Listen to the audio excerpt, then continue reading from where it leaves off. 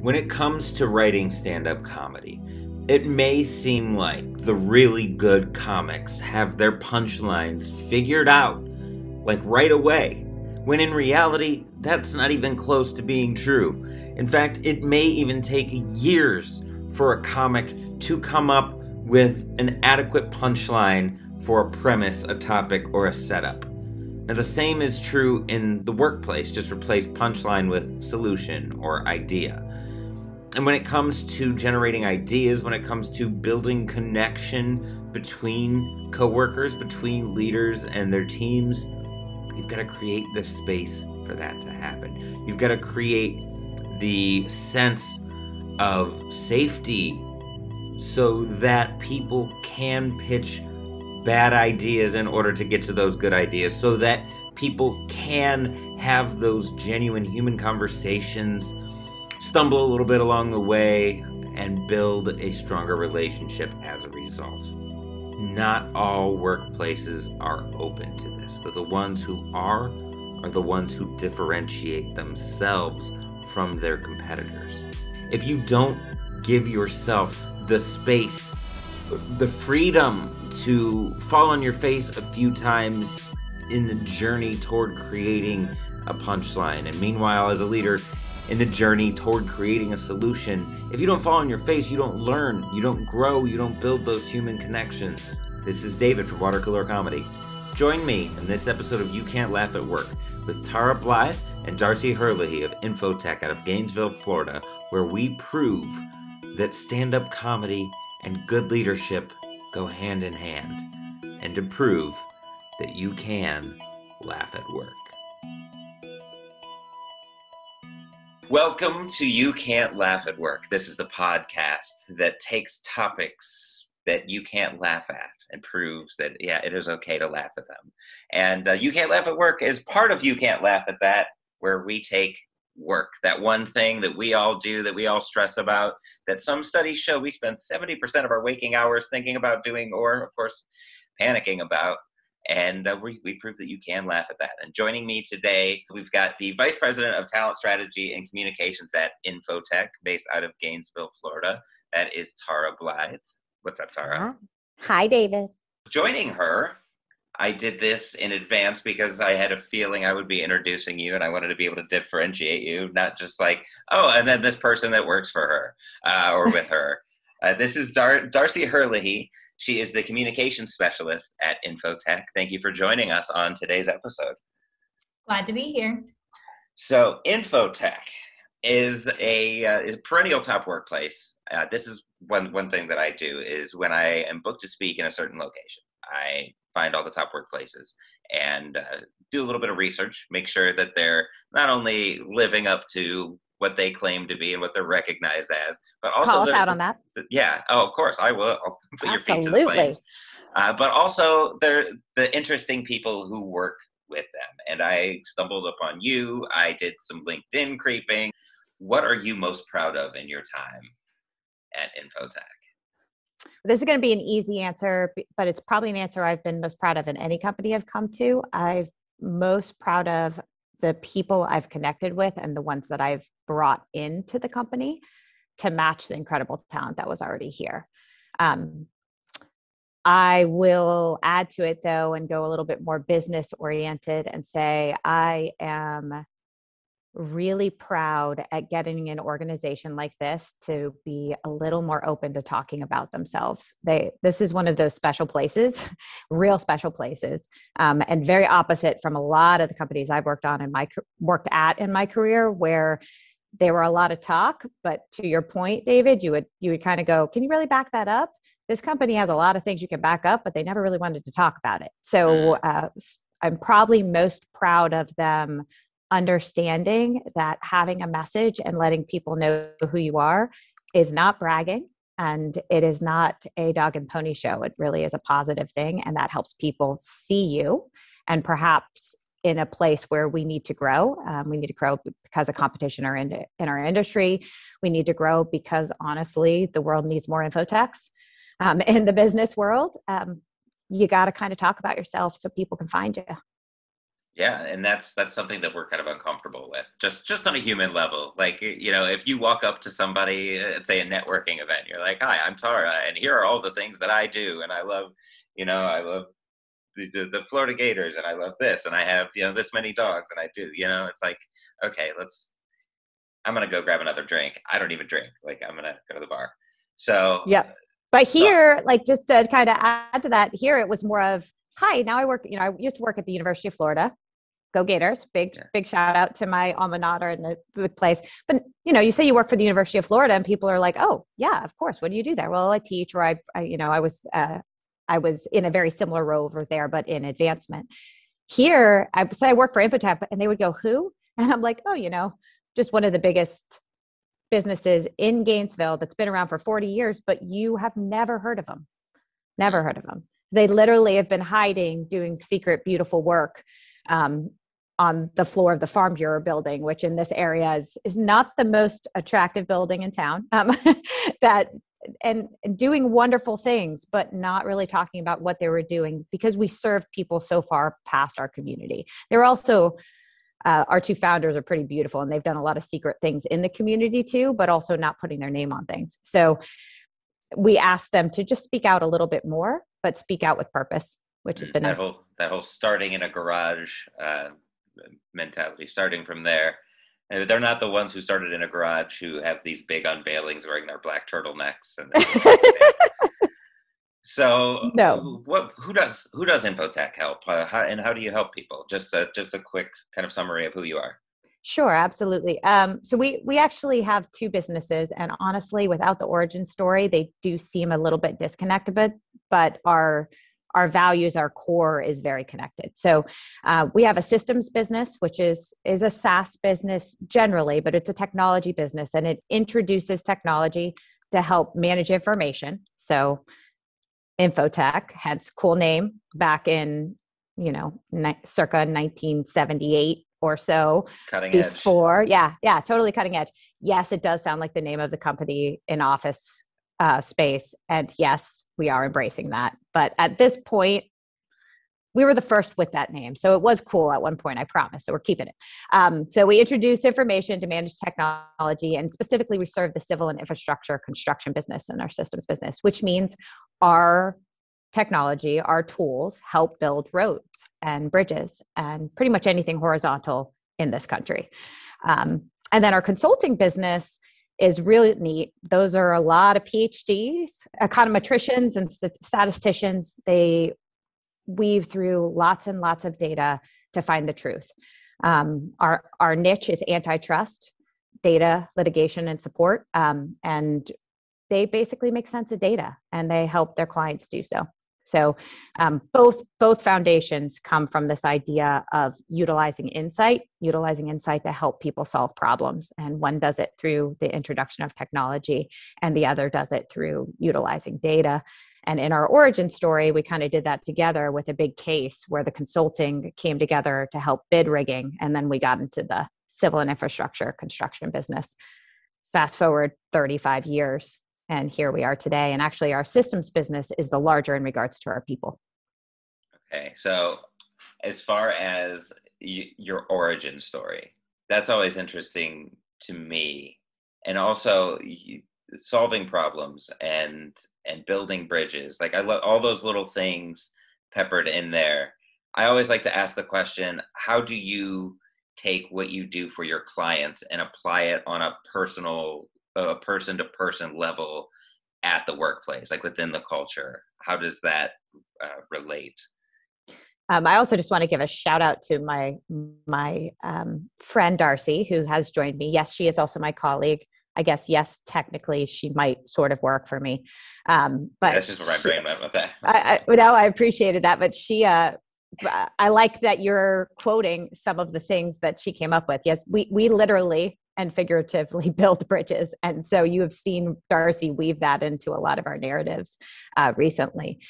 If you ever hear our president of our systems business talk, he's an angel on earth, that man. He is absolutely a lot like his dad, who is the founder, back to our origin story. But his name's Will McClave, and he will talk to you about our business strategy. If you keep pushing him, He'll go direct and he will say, okay, here's the tactics we're going to take to move this to the next level. Here's why. Here's how we're going to compete on a national stage. Here's the investments we're making to do that.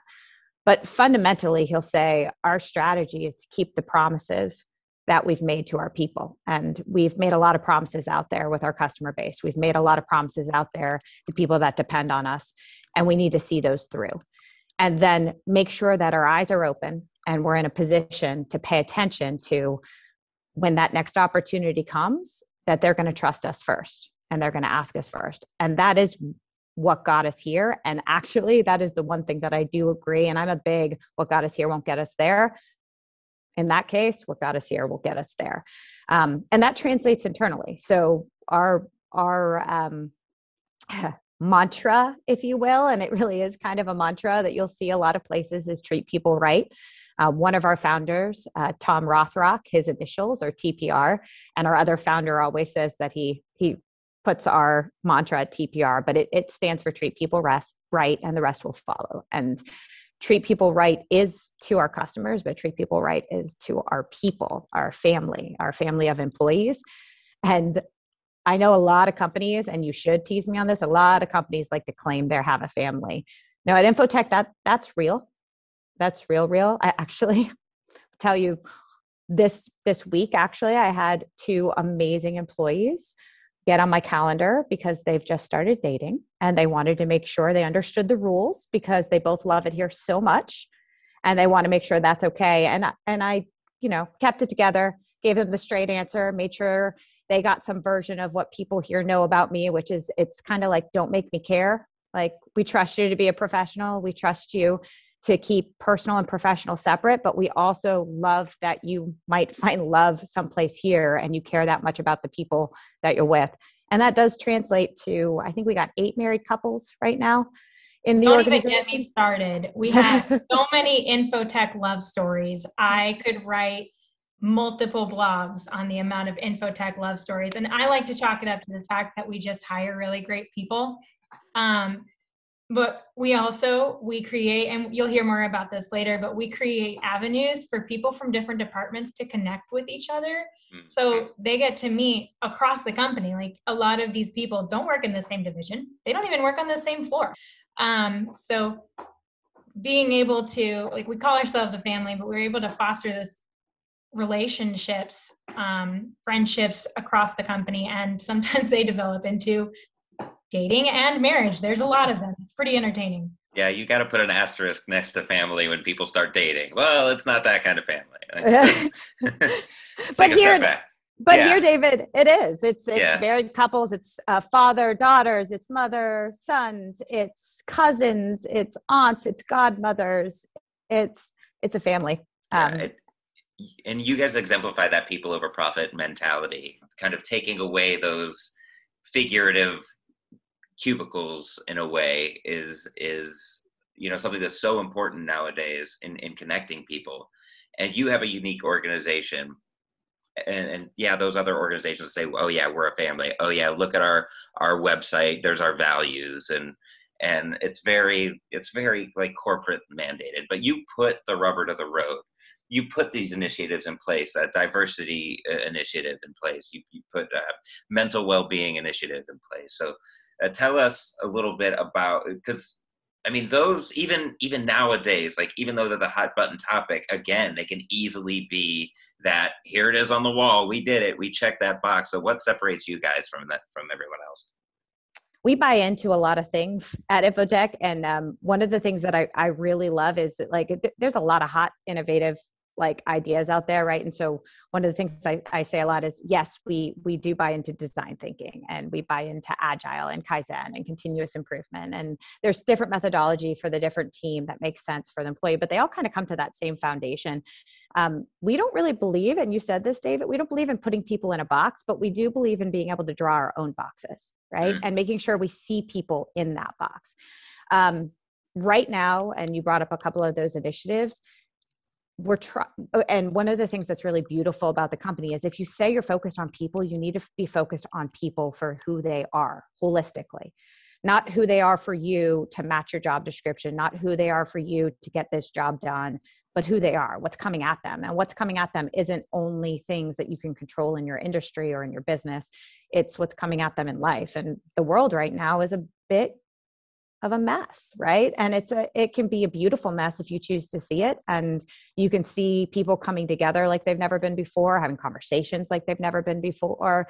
You can see challenges that people haven't wanted to face before that maybe they're forced to face, but they're doing it head on. You can see resilience, way overused word right now, but being tested in a completely different way. And for us, I think what you're seeing as a lot of initiatives internally are things that go, hey, that's the world right now. How about we don't put that aside? How about we say that is part of your being, and we need to talk about that, and we need to create opportunities or space for dialogue if that's what you need. We need to create space for you to share your story or feel heard or just feel like you're not alone if that's what you need. We need to admit that, hey, nobody's perfect. And at least from our, some of our founders one of them seems pretty untouchable a lot of the time, him leaning in and sending a message that says, hey, I struggle with anxiety too. We all do. And here's what that looks like. And that's okay. And we're going to create a space if you want to share that or see it or feel it, but just know you're not alone. And that's part of what signing up to be here is we got your back now. Like we're part of this together. One of the things that I did introduce, which I've never felt so true in a company, is so much do we have your back that we have a lot of people that even when they leave Infotech, they come back. So our exit survey is called Goodbye for Now, which is a little presumptuous. I agree. But I have enough stories where people understand that, if you want to go try something else, because that's the better thing for you, because that's where you are in life or that's what you need, that's wonderful. But know you made an impact here, and we'd love to have you back one day. And maybe you'll bring back something you learned and help us get better when you get here. Maybe. Yeah, and goodbye for now doesn't even have to be like, oh, you're going to come back here to work. Like, stay in touch. Let's at the very least, especially if no bridges have been burned. I love the story of your leader with anxiety just coming out and being vulnerable and sharing that. I love the fact that instead of ignoring what's going on in the world, we talk about it. These are struggles that we're all going through, and the best organizations are the ones who have that open dialogue. You said create space. That's such an important aspect of mental health, but also creativity, but also connection, finding common ground.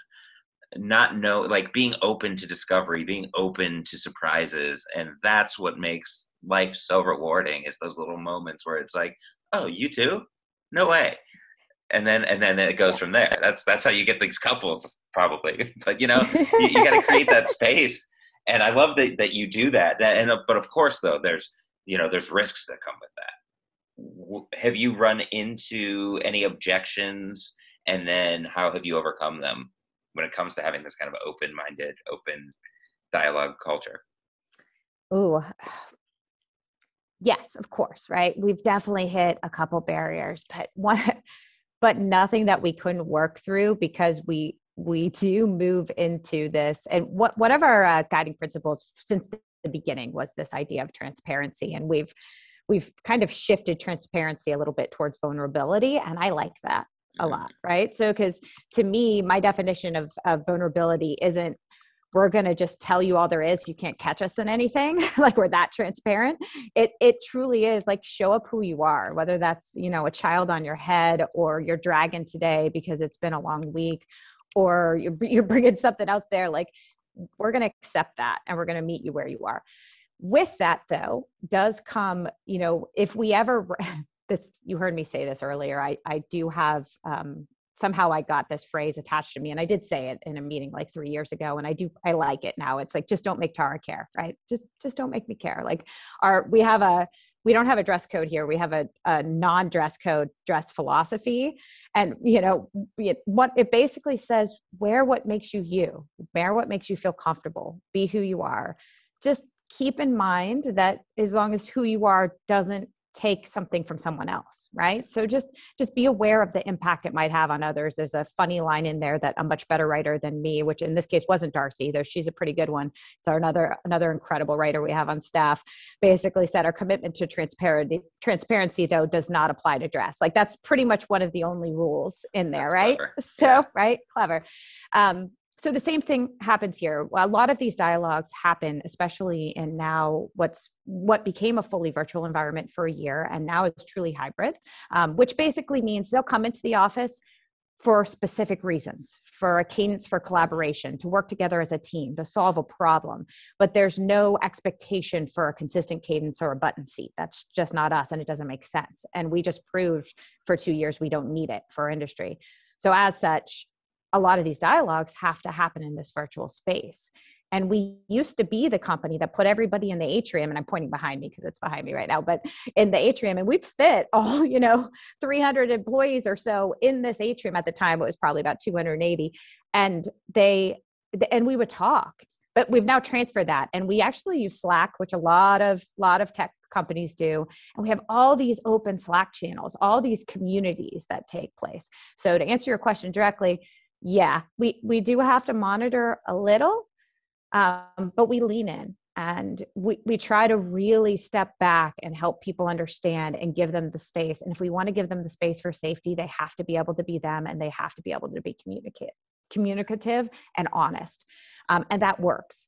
Usually it works by somebody shares something, and they'll take it to a space that is just true and honest and beautiful, and maybe reminiscent of something you would see out of like a counseling or in a much more private space than something that everyone in the company has access to.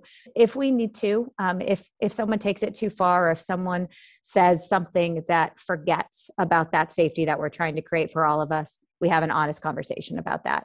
But I will say in my 4.5 years now at this point, luckily it's never had to be more than one conversation and one understanding of to put themselves in the other person's shoes for a minute from an empathy standpoint.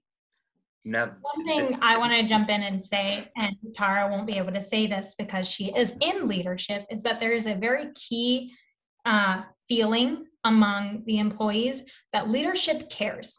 So people who disagree, it's one of those, well, tell me why. If you have a problem, come to me. There is it's open door policy, which you hear at a lot of places, but it truly is. The leadership here, they make a point to know everyone's name as much as possible. They are going to listen to any problem that comes up. They will listen respectfully. They will listen with the intent to help problem solve, like we were talking about, like turning that problem solving internally.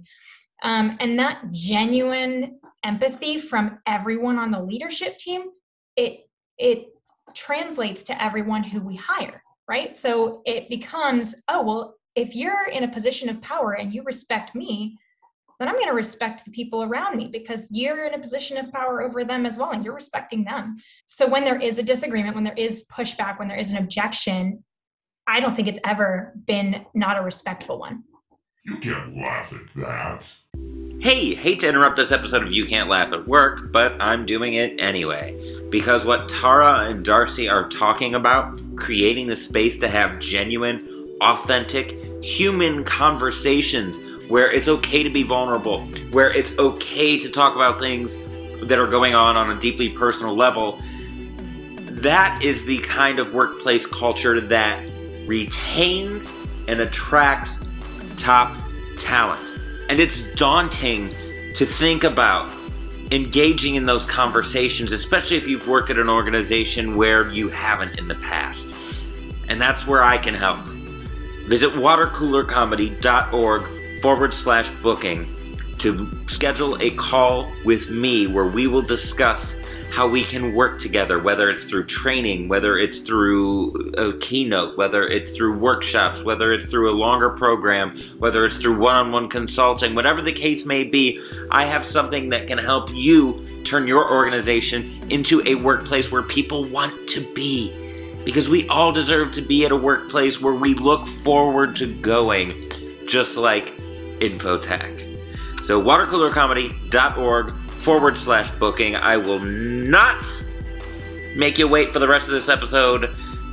So without any further delay, enjoy the rest of You Can't Laugh at Work. You can't laugh at that.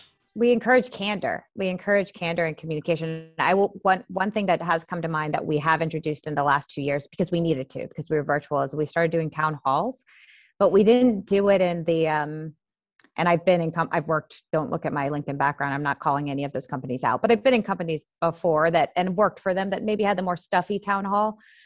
We have an incredible director of marketing and communication here, who's one of my close friends now at this point, and is Darcy's actual boss.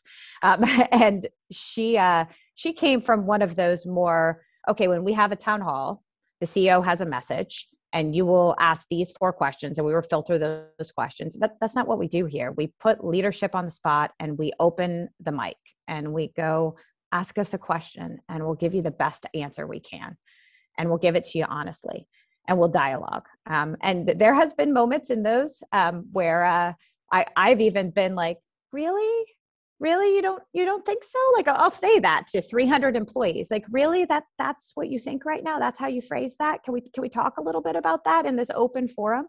And then there's been moments where it's like, here's where we are, here's where we're going, and I don't have all the answers. And the reason you feel like we don't have clarity on that yet is because we don't. But we'll get there together and we trust you to help us get there. So let's figure it out together. What do you think we should do? And many people will take us up on that and they'll find us and we'll figure it out together. We'll figure the path. We use a lot of bad road analogies. I think I've embraced that a little too much, but also our marketing and communication is really good because, we're in civil and infrastructure. Guilty. Guilty. You gotta have fun with that. Right. You gotta have fun with that. But one of the ones I like a lot is we are not big on guardrails. We'll pave the road. If you want to take it, it'll make it more efficient, might make it a little easier on you, but it's up to you if you want to take that path. And we're big on it. Like there's no guardrail. If you decide you want to go this way instead, you want to go a little more weaving to get there, we trust you. You'll find your way back, or maybe you'll show us a better path in the first place. Going back to, you're talking about creating space earlier, that admission too, that you don't have all the answers. That's on the same level of, we have this gap between where we are and where we want to go. To continue on with your analogy, we were in the mountains and the GPS isn't working and we took a wrong turn somewhere. Well, we don't know how to get there. We'll get there. But it's just a matter of who's going to help, how we're going to ask for help, and so on. That does that. And that's really cool. That brings up a lot of stress for a lot of other organizations. The idea of having these town halls, allowing people to ask challenging questions. You've got your CEO who it has to go this way all the time, otherwise we're not going to do these things anymore. Like, how would you sit down and talk to them if they were at Infotech right now and they came in with that mentality? Ooh, lighten up. No, it's easy to say, right? Right.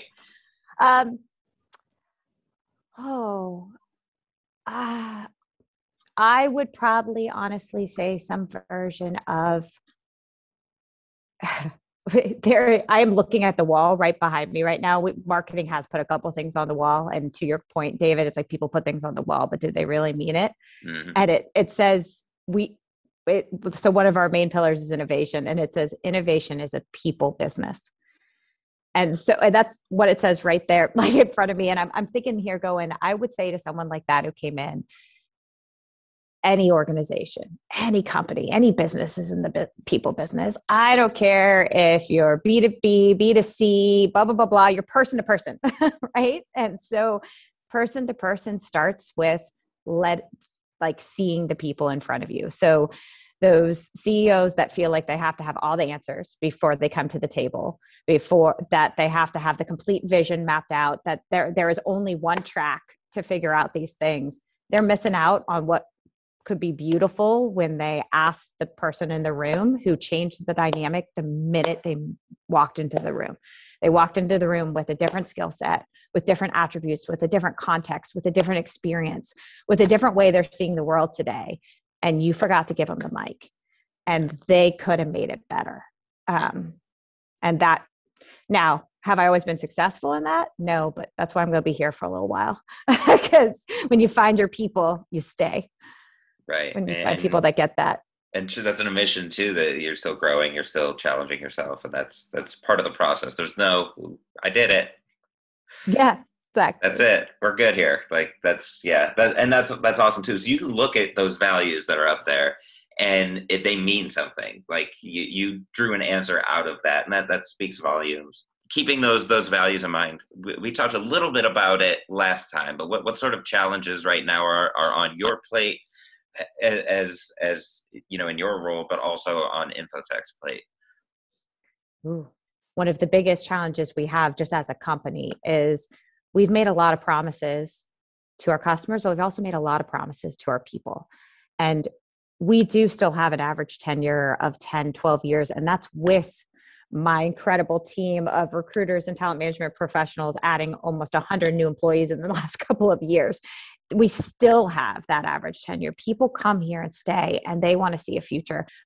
So right now, we got to clarify which lever for growth makes the most sense while still keeping our promises to our people, and realizing that it's been a tough couple of years in this nation, in this world, for our people, and they're tired. And that's a hard message to spin, to say, hey, I know you've been working really hard. We've done incredible things. The road in front of us is still challenging, and we need you to continue to do what you've done so amazingly and keep this momentum and this strength. And we're going to be right next to you as you can. That's a lot. We got some tired people. So for me, it's making sure our people feel seen and supported and see their future, but also understand that the next couple of years for us, we really do need to make some defining choices on where we grow, how we grow, and in what spaces. And making sure the people in our organization that actually have those answers are given the mic to be able to help us get there, because it's not always just a person with a title. And that's something Infotech's pretty great at. I like to say I need to make sure I have the right people in the driver's seat that actually want to drive right now. So my internal job right now is making sure I get a lot of those incredible people that are willing to drive and want to drive in the right seat so they can.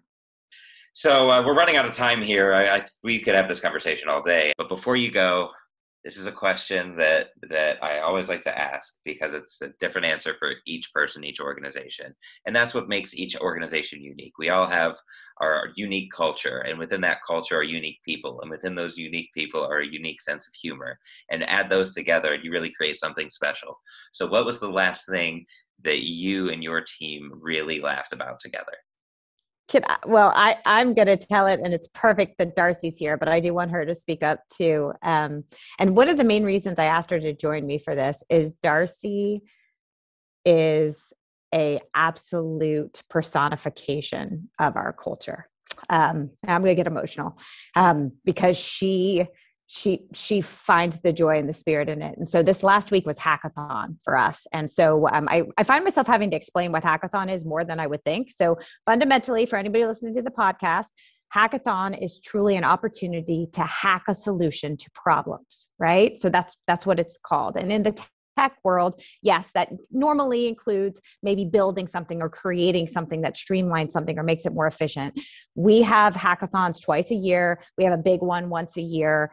We have launch projects and innovation projects in a lot of different ways, in different spaces that come in all the time. But hackathon is a true cultural piece for us. It's only been around, I think, 5 or 6 years now. And it was our 6th annual. 6th annual. Thanks, Darcy. And Darcy really helps facilitate it now.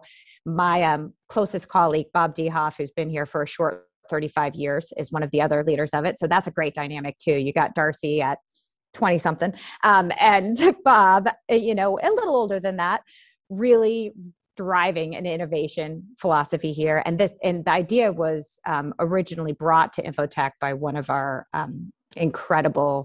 our heads of design, honestly, for software development in our product division, Kyle.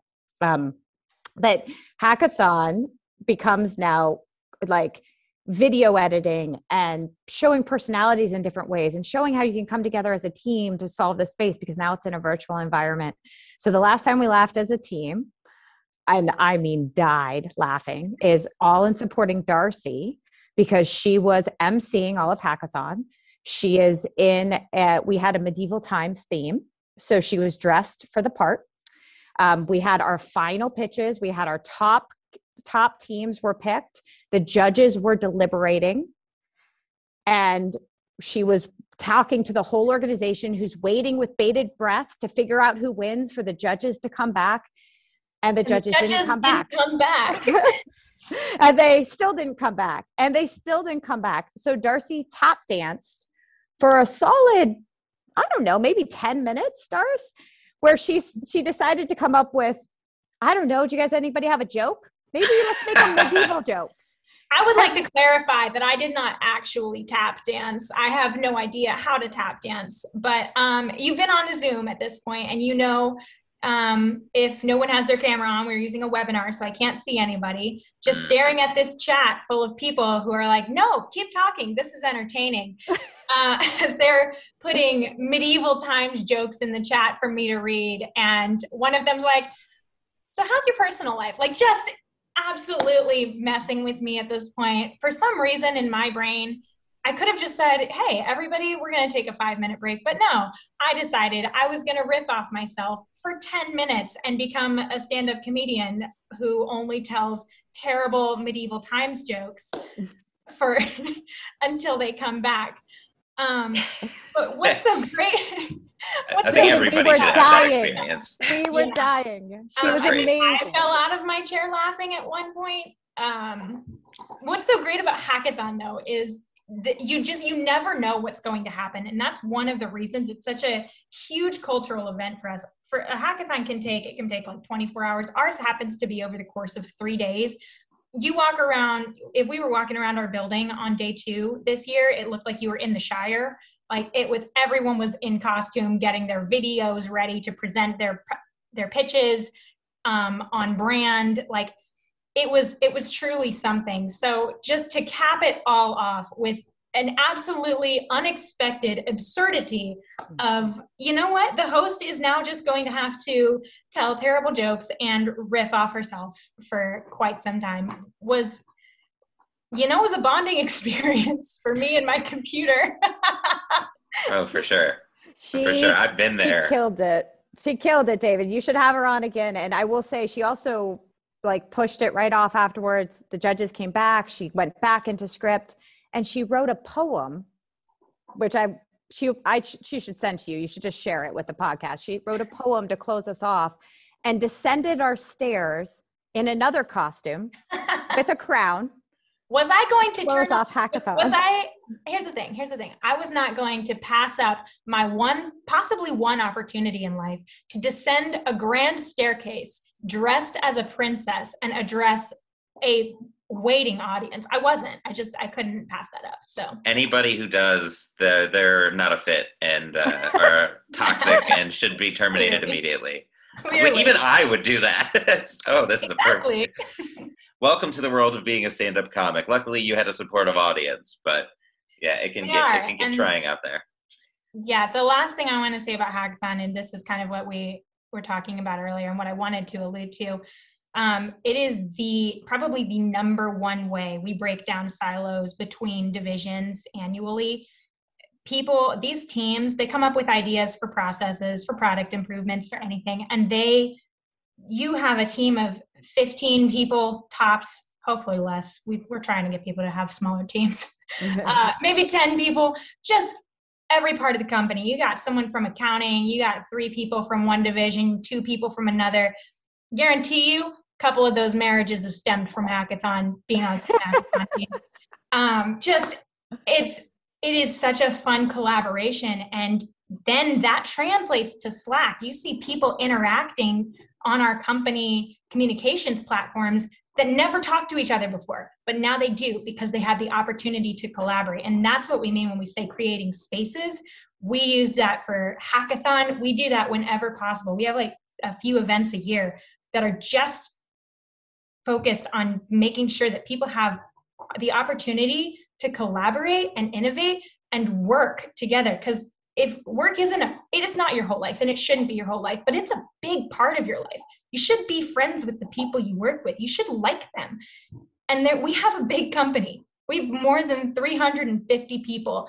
You can never get to know all of them, but there could be your best friend waiting on the second floor on the other side, and you stand with them in the elevator. And if you've never had the opportunity to see them in a ridiculous hat on a video, or to work on a project with them that you knew nothing about and they knew nothing about, and you both were like, well, let's learn, you wouldn't know they were going to be your best friend. And that's such a huge part of what makes our culture a family, is that right there, that we want to make sure people have that opportunity to build relationships, because that makes our work better. Those chance encounters. Mm-hmm. Yeah, that's great. And would you say that over because of the pandemic, because working remotely, because working flex, that opens up totally new opportunities that weren't there before? Yes and no. We had, I won't lie, that was the biggest challenge over the last year with engagement and communications, was how do we keep that connection? How do we make sure people still have those opportunities? And last year we did Hackathon completely virtually, and everyone said it was the best one ever. And this year we did it hybrid, and we learned a lot. We will be improving for next year, and maybe the judges will come back on time. But we definitely, I would say, the things that we were forced to come up with created so many new opportunities. So, if there's one bright spot to come out of it, it's that even now I have more friends, just because I was forced to create and to work with people to problem solve. How do we create connection for others? And do 10 minutes of off the cuff stand-up comedy. That helps too. Thank you. I'll be here all week.